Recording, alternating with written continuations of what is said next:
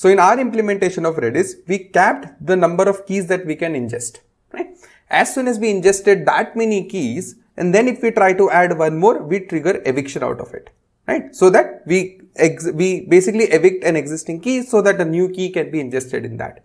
But what Redis does not block at the number of keys level. It blocks at the level of amount of memory consumed, which means that there has to be a way through which the database knows the amount of memory that it has consumed. To understand this, we go through the Redis source code and look at a file called zmalloc. This is the one that does all of that magic, right? So zmalloc, what it is basically the total amount of allocated memory aware version of malloc. So the idea is pretty simple. They've taken malloc and they have wrapped all of the functions of malloc with zmalloc, and zmalloc is their implementation. So in which the idea is, whenever we are allocating something, if the allocation is successful, we just keep a counter, and this counter would keep a track of amount of used memory. So every single allocation that happens, be it key, value, any data structure, anything, instead of using malloc, they use zmalloc, right? The function signature remains exactly the same, but the idea being that you need to keep a track of amount of memory that you are consuming, so that when you would want to see, hey, how much of memory is my Redis actually consuming, you just need to check that particular variable. Rather than firing a system call to see what's the memory usage of this process, you can just refer to that integer variable that would tell you the amount of memory that you are consuming, right? And this is the idea behind zmalloc, and which is what you will find in the file zmalloc.c, right? Here you will see all the implementations of the actual malloc functions. Like, instead of actually implementing malloc, it's all about wrapping it. But one very interesting thing we'll see over here. Just a minute, let me scroll through. You'll find something very interesting, that what it does. So here we'll start from the first one. The first thing that we encounter, the first interesting thing that we encounter is called zmalloc default OM. OM stands for out of memory.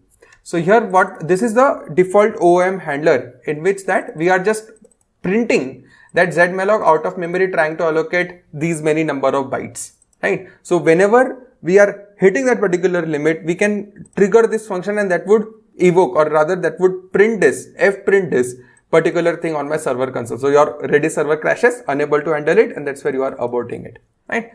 Then another interesting thing is over here, z_try_malloc_usable, right? This is where you see a lot of changes being done. Right. So this is where the actual allocation happens. So I'll just quickly tell you this. Check the line 110. This is where you see the actual malloc function call happening, in which you are specifying the minimum malloc size plus prefix. This is specific to Redis, but you basically get the idea that instead of directly invoking malloc, you're just wrapping it behind zmalloc so that you can keep a track of the amount of memory that you have allocated. So here you requested this size of memory and some pointer which needs to be updated. Which needs to point to that allocated memory is what you are passing over here. And then you are doing some asserts on basic size checks, and then you are triggering the actual malloc, right? So for the given size, you are triggering that, hey, this is the amount of size that I want to allocate. Malloc would literally allocate it from the operating system and put it over here. And you put it in the pointer. If there is no pointer, which means allocate, like malloc failed, then return null. So return null implies that your allocation itself failed, and you would throw that out of memory error, right? And in case there is a specific limit, have malloc sizes that particular macro. In case you do that, this is where you are computing the size of the pointer, the amount of memory that you have allocated in size, and you are updating zmalloc stat allocation. If you check this particular macro, you see you are doing an atomic increment on the used memory. This used memory is keeping track of the amount of memory that your Redis is consuming. So __n is the number of bytes that you would want to increment or decrement. So whenever you are allocating or you are freeing, you are also atomically incrementing and decrementing this particular counter. So now if you would want to check what's the total number of memory consumption at this moment, all you have to do is just check what's the value of used memory. That's it. That's all you have to do, right? Okay. So then we do this usable pointer and stuff, right? Then this is the actual usable, like this z-try-malloc is basically, the function name says that we are trying to allocate a particular chunk of memory, and if it fails, it does something, if it passes, does something. That's why this is the helper function for every other function call. So now here we see z-malloc. So it's like malloc equivalent with the exact same signature. Size t and size. It would take this, internally it would invoke z-try-malloc underscore usable, and then it would pass in the pointer, it would get it. If it is not there, you are triggering z-malloc out of memory handler, right? And then you have z-try-malloc, z-malloc usable, and no cache. Like this will come to in a couple of minutes. And this is all the functions which are actually, these are the functions that are actually not really overridden, but basically wrapped.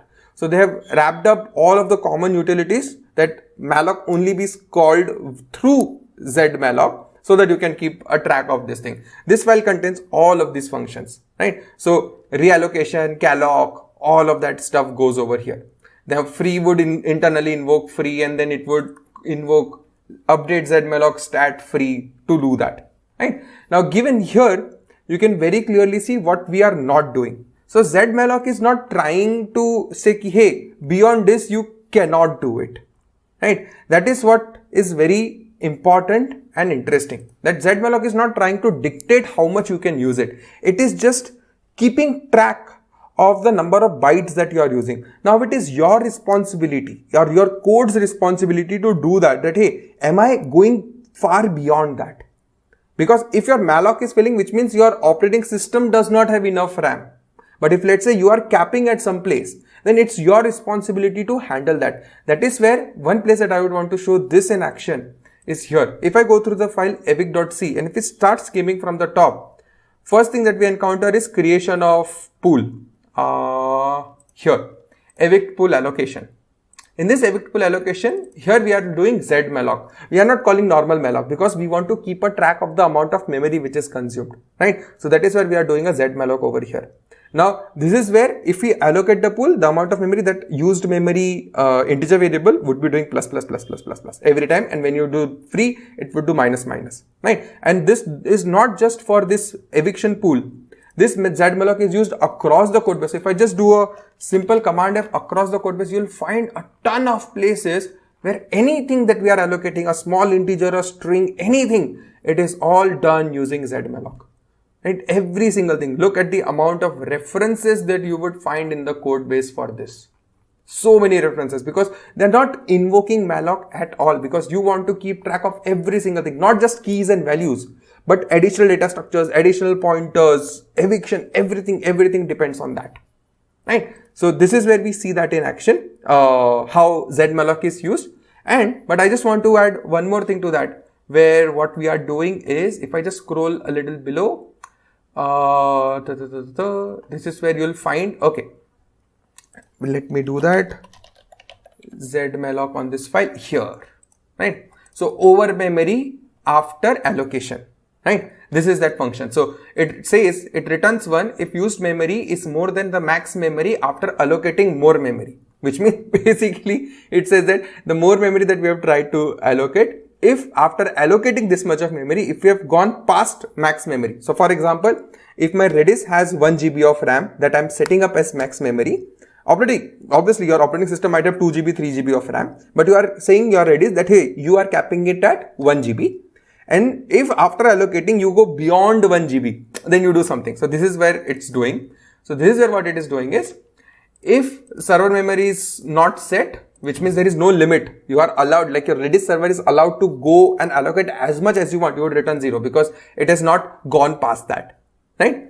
And then you check it. So z-malloc used memory. Now if you check this function simply returns used memory. That's all it does. That is all it does. It just gets the used memory and it puts it and it returns it. And what we have to do is we have to use it, because z-malloc, you try to allocate. Z-malloc will go through it if there is memory available, because if malloc is successful, z-malloc will allocate it, right? But then it's your logic has to check if you are crossing the limit or not, right? So z-malloc has this very clear boundary that what I'll do, I'll wrap existing memory allocation functions and I'll just keep a track of a variable that would tell you the exact memory utilization at this moment in time. That's all I do. Now here you will see that after the allocation, if it has gone past it, so mem used is more than max memory.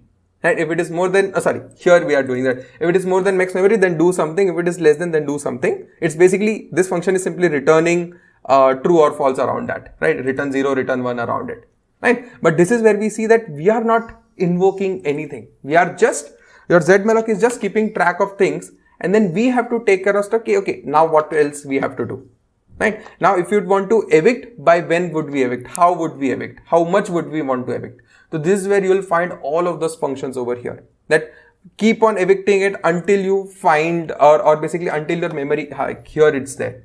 Like you continuously start evicting the stuff until your freed memory is less than, or rather, if your used memory is less than this thing, or your used memory is less than the max threshold that you set, right? You would be running this loop up until that time. This is what it is doing. Right? So you'll find this code over here in evict.c, and this shows how to wrap an existing functionality, that existing function call that we have like malloc. You are wrapping it up into that so that you can keep track of the amount of memory that is used and just setting up the boundary. Most people would have coded it this way, that hey, let my zmalloc itself fail. That is not a good way to break it, because then it should basically be returning you the amount of memory used, and then you can take a call if you'd want to proceed or abort or whatever you'd want to do with that, right? That's a very interesting design decision that we saw by doing this, right? And here in this one, just look for zmalloc, and especially in the file zmalloc.c, you'll find this particular code, and in evict.c, this is where you'll see the evictions happening when it crosses that particular limit, right? So yeah, I would highly encourage you to check that out. Here, now you'll say, hey, why are we not implementing this in Golang? Because Golang does not give us an easy way to implement this. So that is where we are relying on Golang's memory management module to take care of that, when we are still restricting it to primarily using something called as, or rather the default memory allocation, that is, we are simply using that, and we'll be capping it at number of keys for this implementation. But there are ways through which Golang allows us to do manual memory management. For example, you can embed C code in Golang to do this exact same part, right? But unnecessarily overcomplicating that particular code does not make sense for demonstration purpose. So this is more about knowing the internals of it and how it actually functions, rather than actually doing that grunt work of implementing it, right? But there is a way in Golang using jemalloc through which you can do that. That is one library you can use. You can use native C bindings to use malloc inside your Golang code, or you can use tcmalloc as well to do that. But not touching upon that part, a little out of scope, but this is how it happens, right? So if you are ever building a project / software / product where you would want to cap on the amount of memory that you are using, this is how you can do that, right? And yeah, that is it. That is it for this one. I hope you found it amusing. It had a lot of nitty-gritty details. I would highly encourage you to go through zmalloc source code. Very simple. It's just wrapper over it, but you'll see the beautiful implementation of it and how it has drawn that very beautiful line between where it fails and where it returns an error, right? So yeah, that is it for this one. I'll see you in the next one. Thanks, Atal.